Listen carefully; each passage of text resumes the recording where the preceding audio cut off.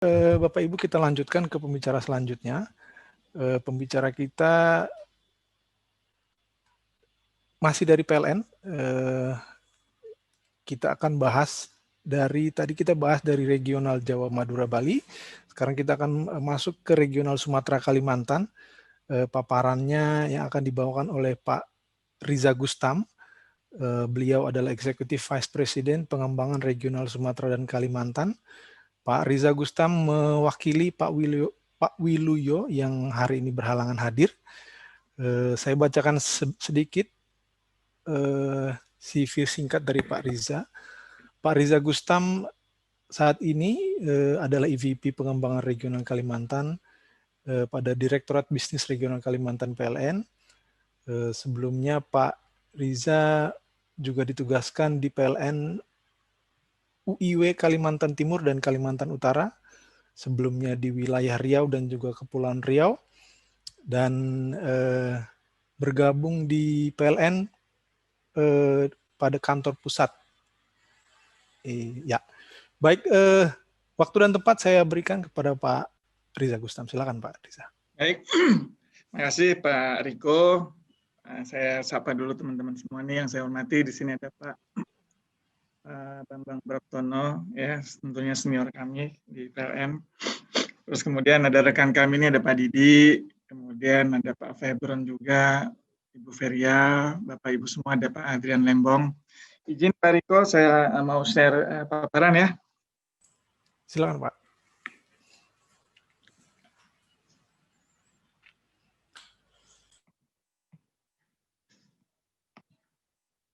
Sudah kelihatan Pak? Kelihatan Pak. Oke, sebentar, salah di sini. Oke.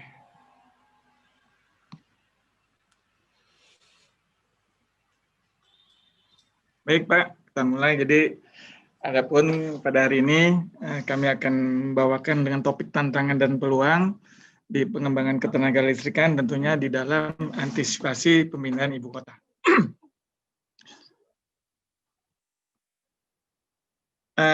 Ini saya sampaikan dulu bahwa CEO message kami, ya tentunya di dalam perjalanan kita nanti ke depan, tadi sudah disampaikan oleh Pak Har, bahwa dalam era untuk transformasi ini, maka fokus kepada pertumbuhan perusahaan yang berkelanjutan, yaitu terdiri dari pertumbuhan pendapatan, di mana pendapatan ini harus tumbuh, Pak, ini di CEO message, kemudian juga tentunya yang kedua adalah kita berorientasi pada future generation, mana tentunya energinya tentu harus clean energy, berkomitmen pada inovatif, adaptif, dan kreatif dalam mencari peluang. Kemudian adalah perubahan paradigma, di mana pada sebelum-sebelumnya di dalam penyusunan RPTL kita berorientasi pada supply driven, ini kemudian berganti menjadi pada demand driven. Kemudian dari vertical horizontal fragmented menjadi vertical horizontal integration. Kemudian tentunya dari batu bara menjadi energi baru terbarukan. Nah ini CEO message dari dirut kami Pak Zulkifli Zaini. Nah kemudian juga di dalam industri main driver kita, bahwa sesuai dengan semangat tadi di CEO message kami, bahwa ke depan kita tentunya akan mengembangkan kepada dekarbonisasi, digitalisasi, dan desentralisasi sebagaimana nyawa dari transformasinya PLN. Tadi juga sudah sempat disinggung oleh Pak Haryanto, bagaimana di dalam program transformasi kita ada 4 inisiatif yang akan kita lakukan ke depan. Nah ini nggak perlu saya lagi jelaskan, tadi Pak Haryanto juga sudah menyinggung, di mana di dalam di dalam inspirasi kita ke depan ada green, ada lean, inovatif, dan customer focus. Saya rasa ini lewat aja, ya.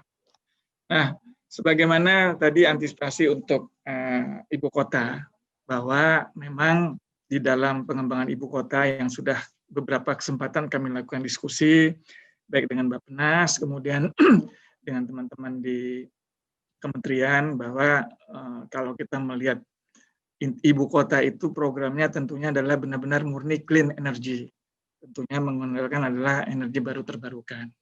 Nah, di situ di dalam program pengembangan kelistrikan untuk Kalimantan, tentunya strategi kami juga di dalam penyediaan listriknya adalah tentu bersih, andal, dan juga ini sudah terimplementasi di dalam RJPP kami di tahun 2020 sampai 2024. Ada Green Booster, kemudian ada program EBT skala besar. Kalau kita perhatikan, kita lihat di sini bahwa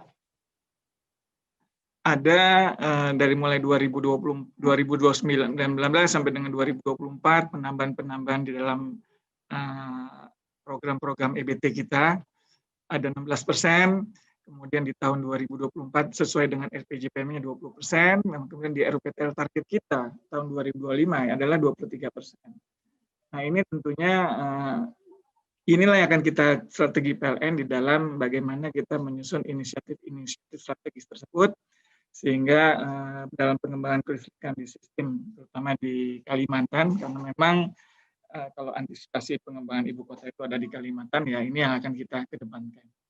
Di mana di sini ada implementasinya RJPP di tahun 2020 sampai 2024 ada 5 gigawatt, kemudian ada launch green booster, ada biomass, co-firing, ya kemudian ada replacement diesel, ada floating love PV, kemudian ada tadi udah disinggung sebentar sedikit juga oleh Pak Arianto terkait dengan launch large scale renewable yaitu hydro for rebate juga termasuk geothermal dan LSS.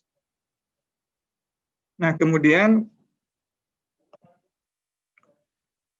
di dalam RJPP 2020 sampai dengan 2024 yang 5 gigawatt tadi, kita perhatikan di sini ada besaran-besarannya berapa additional tambahan install capacity dari periode ini, di mana ada hidro itu dari 2 menjadi 2,5 gigawatt, kemudian solar. Nah, bagaimana yang terkait dengan Kalimantan? Ya, ini ada di dalam RJPP-nya ada solar, pengembangan solar PV.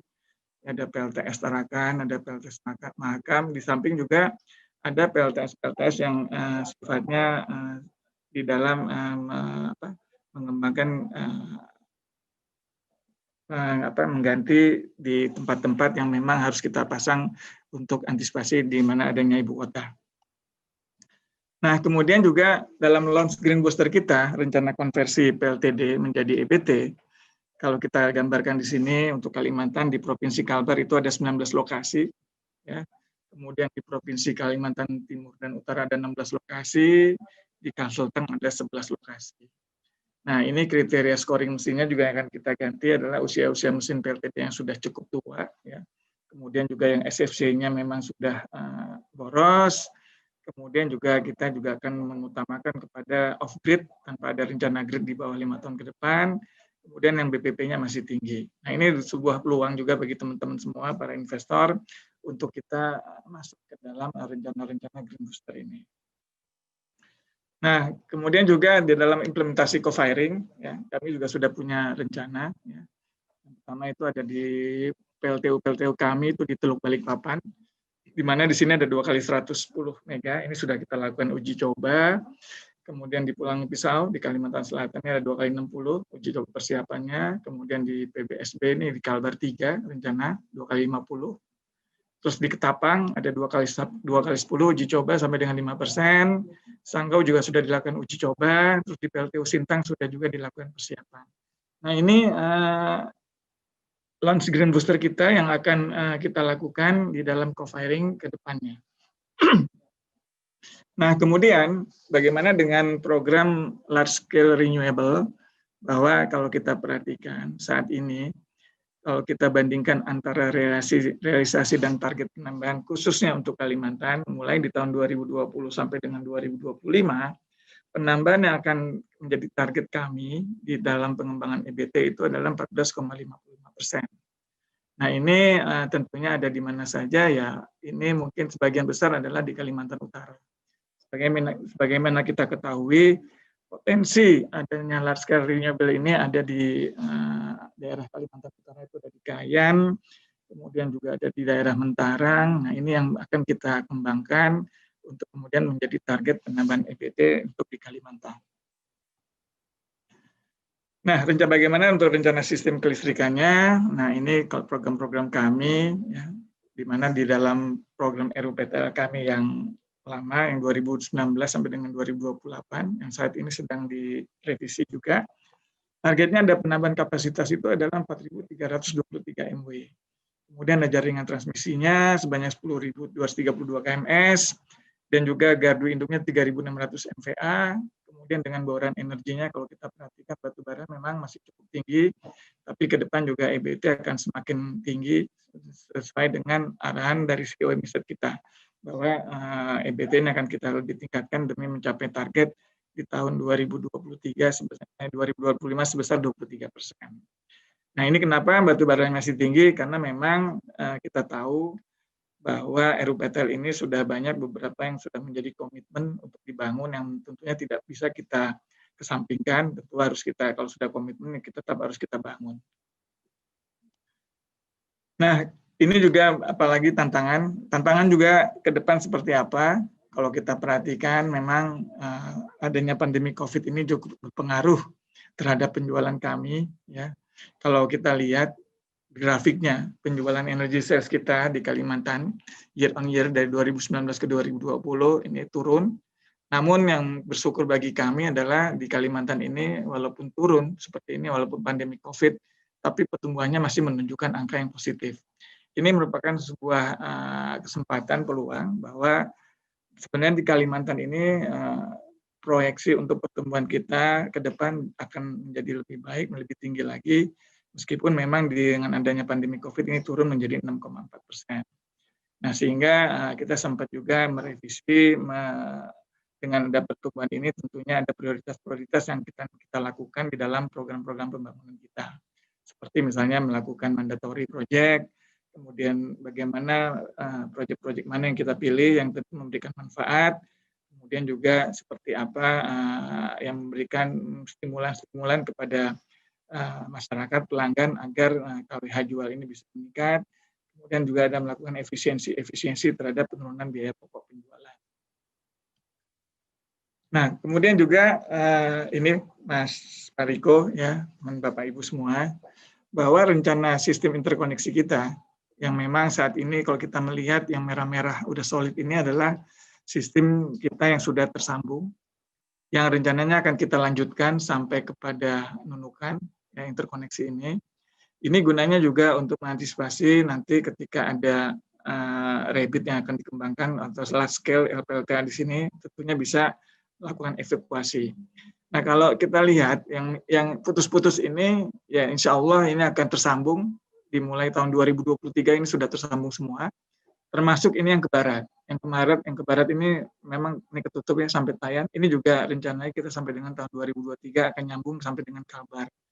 Jadi mudah-mudahan ke depan kita lancar, dukungan support dari Bapak Ibu semua dengan para stakeholder, sehingga pada tahun 2023 kita bisa menginterkoneksikan semua ini dari mulai Kaltara, Kaltim, Kalselteng, sampai dengan Kalimantan Barat. Nah, ini mohon dukungan, support, dan mohon doanya program ini menjadi lancar. Nah, kemudian juga tantangan yang lain adalah bagaimana kita bisa meningkatkan penjualan, ya, bahwa dengan adanya tambahan-tambahan pembangkit tersebut, ya tentunya ini menjadi tantangan tersendiri bagi kami di situasi pandemi ini, karena memang terus terang dengan adanya pertumbuhan hanya 4-6% ini tentunya akan membawa dampak bagi kami di dalam operasi kita, karena memang terus terang banyak hal yang perlu kami prioritaskan, terutama dengan tambahnya pembangkit. Kita punya tambahan pembangkit sekitar 600 mega, Pak. Di tahun 2020 saja kita punya tambahan pembangkit itu 600 mega yang rata-rata ada PLTU. Sementara tumbuh kita hanya sekitar 4% sampai 6%. Kalau kita hitung sampai dengan, kalau kita berlakukan, kita ukur dengan nominalnya, ya sekitar tumbuhnya hanya sekitar 4% dari 1.000, ya paling hanya tumbuh 80 mega lah, bandingkan dengan tumbuh pembangkit yang 600 mega. Nah, artinya inilah kenapa kami ke-hit juga dengan banyaknya tambahan pembangkit-pembangkit, terutama pembangkit-pembangkit IPP yang ada di sistem Kalimantan tersebut. Nah, terus kemudian juga peluang, meskipun di situasi seperti ini, kami juga akan mengembangkan, tadi sebagaimana kita ketahui, dengan adanya tambahan pembangkit-pembangkit tersebut, kami terus akan mengembangkan kawasan-kawasan industri yang ada di Kalimantan, utamanya yang sudah kami lakukan adalah Contohnya di Kalimantan Selatan ini ada kawasan industri di Jorong, kemudian di kawasan industri Batu Licin, kemudian ada di Ketapang, ya, kemudian ini di Kalbar ada di kawasan industri Landak, kemudian di utara adalah kawasan industri Tanah Kuning. Nah, mudah-mudahan kawasan-kawasan industri ini berkembang, ya. Mudah-mudahan para investor juga bisa melihat bagaimana kesiapan kami untuk melistriki kawasan-kawasan ini.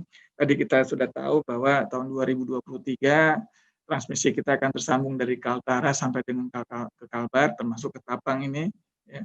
Nah, ini yang mungkin bagi para investor di dalam mengembangkan kawasan-kawasan industri itu menjadi peluang untuk kita kembangkan, sehingga memang kawasan industri ini menjadi maju. Karena memang kalau kita ketahui, ini kawasan-kawasan industri ini banyak yang belum berkembang, seperti Tanah Kuning, kebutuhannya 887 mega. Tapi sampai saat ini pun belum ada satupun tenan di sana, termasuk Batu Licin.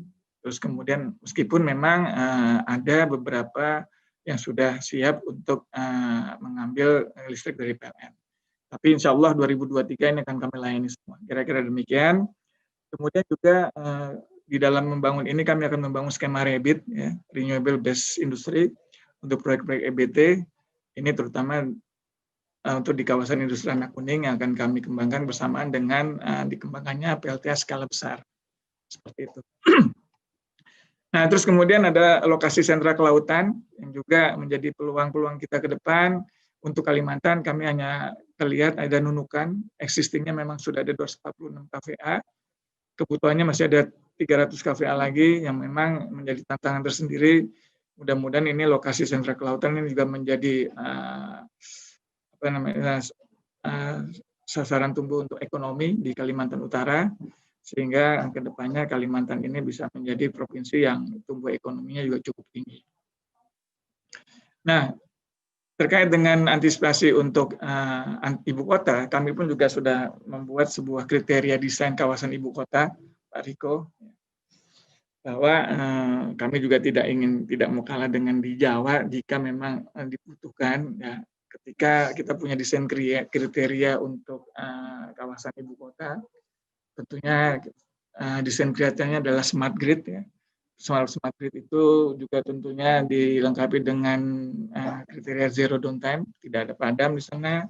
Kemudian juga dilengkapi dengan distribution automation system. Di sistem distribusinya yang serba automation, kemudian smart meter, zero bad debt. Kemudian di sana di kawasan ibu kota pun kami sudah rencanakan juga murni 100% adalah renewable energy dengan less emission. Tentunya juga di sana akan dikembangkan electrical vehicle charging station, karena memang sudah menjadi komitmen apabila dikembangkan kawasan-kawasan tersebut, tentunya kendaraan yang akan digunakan adalah kendaraan-kendaraan listrik. Kemudian untuk bentuk infrastrukturnya pun kami juga sudah mengambil contoh-contoh di negara-negara maju, Brazil dan lain-lain, di mana kabel-kabel tentunya harus terletak di underground dengan panel-panel khusus untuk kabel-kabel terpusat, ya, sehingga tidak hanya untuk listrik aja di sini. Dan ini desainnya sudah kami buat, Pak, semuanya, tinggal melakukan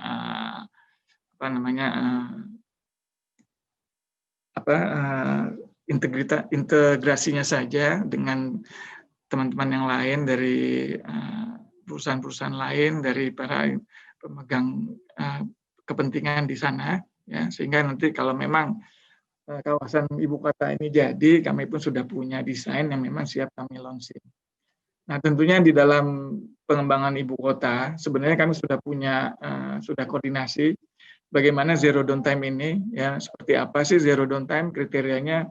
Nah, misalnya khusus untuk kawasan Istana ini ada 0 second downtime-nya per tahun, kemudian di kawasan induknya sendiri 5,3 menit per tahun, kemudian di kawasan IKN-nya, ibu kotanya yang memang di luar dari kawasan induknya adalah 53 menit.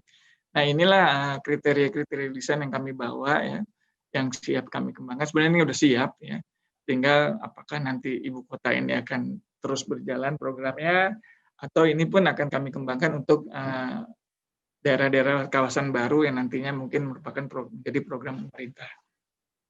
Nah, kalau kita lihat gambar di bawah ini adalah sebuah kawasan ekosistem, ya, di mana di sini akan ada energi ada EV charging, kemudian juga dilengkapi semuanya dengan energy management system, kemudian tentunya kendaraan yang pun yang dipakai juga adalah energi EV kendaraan listrik, terus juga dilengkapi dengan solar PV dan segala energy storage. Nah, ini semuanya adalah kawasan-kawasan yang menjadi clean energy, yang kawasan menjadi kawasan bersih yang akan kita kembangkan apabila awalnya memang untuk ibu kota, tapi nanti kalau misalnya tidak hanya untuk ibu kota, kalau memang ada kawasan baru yang siap dikembangkan, ini juga akan menjadi prototipe kami untuk kami implementasikan. Nah, kiranya demikian Pak Riko, bagaimana rencana kami pengembangan kelistrikan ke Kalimantan, bahwa memang untuk antisipasi ibu kota ini kami mengedepankan EBT-nya, ya, meskipun memang ada kita lihat bauran energi dari batu baranya masih tinggi, karena itu merupakan sebuah komitmen yang sudah berjalan, yang tentunya tidak bisa kita kesampingkan. Saya rasa demikian Pak Riko, ya, mudah-mudahan ini bermanfaat bagi teman-teman semua, dan lebih dari kurangnya saya kembalikan kepada moderator. Baik, terima kasih Pak Riza atas paparannya yang sangat menarik ya. Jadi ada beberapa poin yang bisa kita tangkap, terutama mengenai suplai listrik di Kalimantan beberapa tahun ke depan akan cukup banyak berlebih ya Pak, lebih dari 500 megawatt, dan itu menjadi tantangan tersendiri pastinya untuk PLN dan juga semua pemangku kepentingan di sana, bagaimana listriknya tidak mubazir gitu ya Pak.